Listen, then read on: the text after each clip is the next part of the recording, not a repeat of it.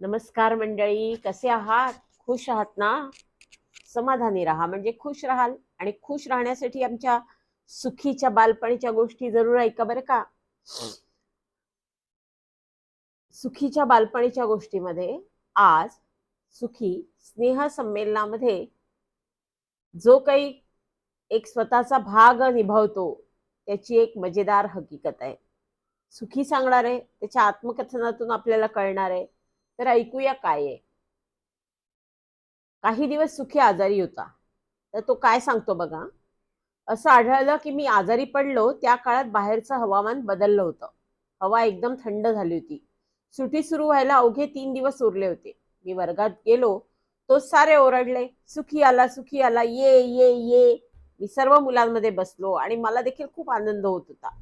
वर्गामध्ये सिद्धू, पराग, केयूर, मंदार आणि इतर माझे मित्र पण आपापल्या बाकावर बसले होते. वर्ग शिक्षिका गोरेबाई आनंदात दिसत होत्या.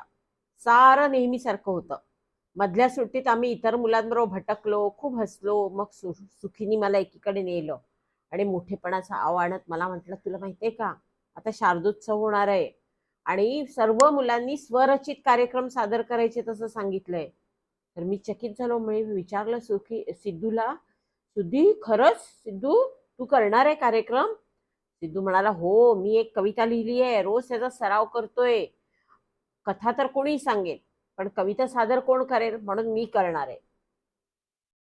चौथीची मुलं माहितीये का नाटक सादर करणार आहे, ते पण त्यांनी स्वतः लिहिलेलं आहे. मज्जा आहे, डिटेक्टिव्ह नाटक आहे. तर मी कार्यक्रमाची वाट पाहू लागलो आणि मला असं वाटलं की अरे मी काहीच करणार नाही. मग मी घरी आलो आणि आईला म्हणालो, आई आई बघ ना, मला पण कार्यक्रमात भाग घ्यायचाय, पण मी आजारी होतो ना. तर आई गालातल्या गालात हसली आणि म्हणाली, बरं बरं, तू सांग बरं, तू काय सादर करू शकतो? मी म्हणालो, कमाल आहे आई, मी गाणं किती छान मोठ्यांदा म्हणतो ना. माझ्या सरांनी बरा असा शेरा दिला, त्याच्यावर जाऊ नको हा, मी खरंच मोठ्याने गातो. आईनी कपाट उघडलं, माझ्याकडे पाठ केली आणि कुठेतरी कपड्यांमधून म्हणाली, तू दुसऱ्या एखाद्या वेळेस गाणं म्हणशील का? आत्ता आजारातून उठलेला आहे. या कार्यक्रमाच्या वेळी तू फक्त प्रेक्षक बन. प्रेक्षक होण्यात देखील खूप मज्जा असते. कलावंत कसे काम करतात हे मस्तपैकी बसून पाहायचं. किती छान. पुढच्या वेळी तू कलाकार म्हणून काम करशील आणि यावेळी जे कलाकार आहेत ते प्रेक्षक बनतील. ठीक आहे? ठीक ठीक. यावेळी ना मी प्रेक्षक बनेल. पण मला असं का वाटत होतं की माझी आई मुद्दाम माझं तोंड चुकवतंय. दुसऱ्या दिवशी कार्यक्रम बघायला मी एकटाच गेलो, कारण मी कार्यक्रमात नव्हतो आणि आईला सुट्टी पण मिळाली नाही आणि बाबांना कारखान्याच्या गोदामाला भेट द्यायची होती, त्यामुळे ते येणारच नव्हते. शाळेच्या मोठ्या हॉलमध्ये खुर्च्या मांडल्या होत्या, स्टेज उभारलं होतं, पडदा टांगला होता. पडदे उघडणारी मुलं दोन्ही बाजूला उभी होती, एकदम अटेन्शन मध्ये. आणि स्टेजच्या खाली आमचे संगीत शिक्षक हांडे सर हार्मोनियम घेऊन तयार होते. तबला, बासरी आणि इतर वाद्य घेऊन काही कुशल विद्यार्थी पण उभे होते. एकदम भारी वाटत होतं सगळं बघायला. आम्ही तर पुढच्या रांगेत बसलो होतो. मुलांचे आई बाबा काही रांगातून बसले होते, काहींच्या आजी सुद्धा आल्या होत्या आणि त्या भिंतीशी उभ्या राहिल्या होत्या. इतक्यात पडदा उघडला. बालवीर पथकाची प्रमुख मनीषाताई, नेहमीप्रमाणे ती प्रमुख अस्सल निवेदिका असायची, तर ती पुढे आली आणि ती मोठ्या आवाजात म्हणाली, थोड्याच वेळात आपला शारदोत्सव सुरू होत आहे. सर्वप्रथम सुरुवात करूया सिद्धूच्या कवितेनी. सिद्धू कविता सादर करेल. इयत्ता 5वी ब. टाळ्या वाजवून लोकांनी त्याचं स्वागत केलं. सिद्धू हातात माईक घेऊन पुढे आला. त्यांनी सर्वप्रथम लोकांना अभिवादन केलं. एका हाताची घडी केली, उजवा पाय पुढे केला.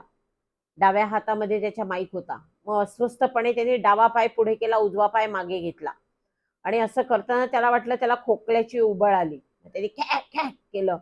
मला हसूच आलं. मी म्हटलं, अरे काही अडकलं का घशात? पाणी पी पाणी. त्यांनी माझ्याकडे दुर्लक्ष केलं, छताकडे डोळे लावले आणि त्यांनी सुरू केलं, दिवस उलटतील, वर्ष सरतील, चेहऱ्यावर सुरकुत्या येतील, यशासाठीच म्हणूनच धडपड, सर्वांचे हे दिवस उलटतील. उठा उठा, सुसज्ज व्हा, पुढे चला. आता वाकून अभिवादन करत सिद्धूने कविता संपवली. छानच होती कविता. आम्ही जोरात टाळ्या वाजवल्या. आमचा मित्र ना सिद्धू. यानंतर स्टेजच्या मध्यभागी खुर्ची टाकली गेली.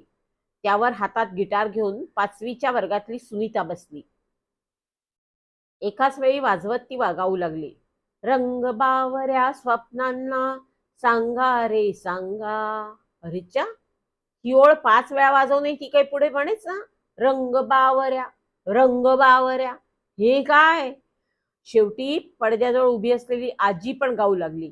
कुंद कळ्यांना वेलींना सांगा रे सांगा, मला वेड लागले प्रेमाचे. बाप रे, मला आता बरं वाटलं की मी तिथे सादर करायला गेलो नाही. काय ना फजिती. त्यानंतर 5वी ब मधल्या 5 मुली आणि 5 मुलं स्टेजवर नाचत आले. तर ते भांगडा सादर करत होते. काय जोशात भांगडा चालला होता. खालची मुलं तर जोशात ढोल बडवत होती. एकच धुराळा उडाला. आता मला 2दा सणकून शिंक्या आल्या. पण स्टेजवरचं ते जोशपूर्ण नृत्य बघून तरी पण मला वाटलं की मी सुद्धा स्टेजवर नाचायला जातो. आणि एवढ्यातच तो भांगडा संपला. आता नाटक होणार होतं. मध्ये 15 मिनिटं विश्रांती. एवढ्यात सूत्रसंचालन करणारी मनीषाताई माझ्याजवळ बसलेल्या लुसी जवळ आली आणि म्हणाली, लुसा, तू कल्पना करू शकते का, अगं योगेश आलाच नाही. काय म्हणतेस, आता काय करायचं. लुसी स्वतःच्या डोकं गच्च आवळत म्हणाली. टेलिफोनची घंटा वाजवायचं आणि पिस्तूल झाडायचं काम कोण करणार. मनीषा म्हणाली, अगं पटकन एखादा हुशार मुलगा शोधायला हवा. त्याला आपण शिकवू कशी वाजवायची घंटा आणि घंटा ते. तर लुसी आजूबाजूला पाहायला लागली. तिला एकदम मी दिसलो. मी च्युइंगम चघळत होतो. मला बघून ती एकदम आनंदली. अगं तो बघ, तो बघ सुखी. याच्यापेक्षा अजून चांगलं काय. तो काही करायला तयार असतो बघ. तो करेल आपल्याला मदत. सुखी इकडे ये. मनीषाला तेवढ्यात ते जुनं आठवलं. ती म्हणाली, अगं हा खरंच हुशार आहे का, गडबड करून ठेवेल. लिसा म्हणाली, अगं मला वाटतं नाही आहे, चांगला आहे. मनीषा म्हणाली, नाही हा गडबड करेल. मी म्हटलं, चिंता करू नका, मी खरोखर खूप हुशार आहे. त्या दोघींनाही खुदखुदू हसू आलं. मनीषाने मला मागे स्टेजच्या तिथे नेलं आणि दाढी लावलेला, नाकाल गोल फ्रेमचा चष्मा लावलेला मुलगा उभा होता. एका मुलाने काळा पोशाख घातला. त्याच्या केसांना खडूची पावडर लावून त्याला म्हातारा बनवलं होतं. त्यांनी हातात पिस्तूल धरलं. त्याच्या शेजारी जो मुलगा उभा होता त्याला दाढी चिकटवली होती. त्याने लांब रेनकोट घातला होता. तिथे आणखीन काही मुले मुली बसली होती. कोणाच्या हातात ब्रीफकेस, कोणाच्या हातात आणखी काही. डोक्याला रुमाल बांधलेल्या मुलींच्या अंगात घराचा अंगरखा होता.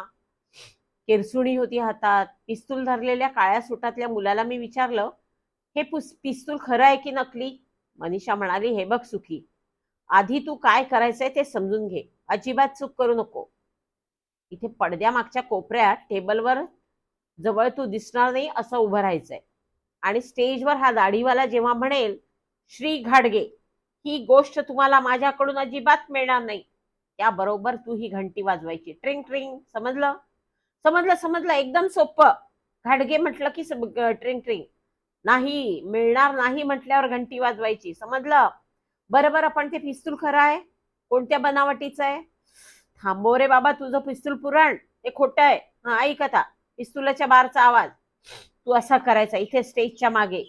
हा दाढीवाला स्टेजवर एकटा राहील तेव्हा तो टेबलवरून एक फाईल उचलेल आणि खिडकीकडे धावत जाईल. मग हा काळा सूटवाला त्याच्यावर पिस्तुलाचा नेम धरेल. तेव्हा तू ही लाकडी फळी जोरात टेबलवर आपटायची, अगदी जोरात. असं म्हणून तिनं तसं करून दाखवलं. मला तो खऱ्या पिस्तूल झाडल्यासारखा आवाज खूप आवडला. मी हे निश्चित चूक करील. एवढ्यात असं मी तिला सांगतोय तो शाळेची घंटा झाली. म्हणजे आता नाटक सुरू होणार होतं.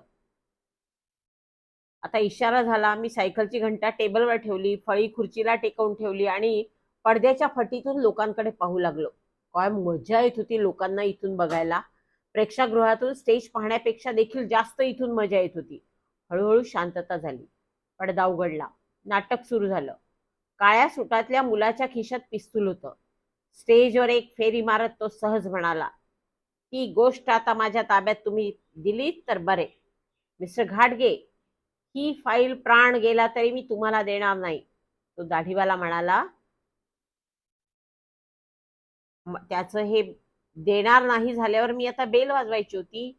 मी बेल वाजवायला हात पुढे केला, पण हे काय, टेबलवरून बेलच नाहीशी झाली. मी टेबलाच्या खाली वाकून शोधू लागलो. आता बेल होतपर्यंत त्या दोघांनी पुन्हा तोच संवाद म्हणायला सुरुवात केली. शेवटी तर माझ्याकडे बघत मूठ आवळली. तरी बेल होईना, बेलच मिळेना तर मी वाजवणार कुठून? शेवटी दाढीवाला म्हणाला, मला निश्चित वाटते आता बेल वाजणार.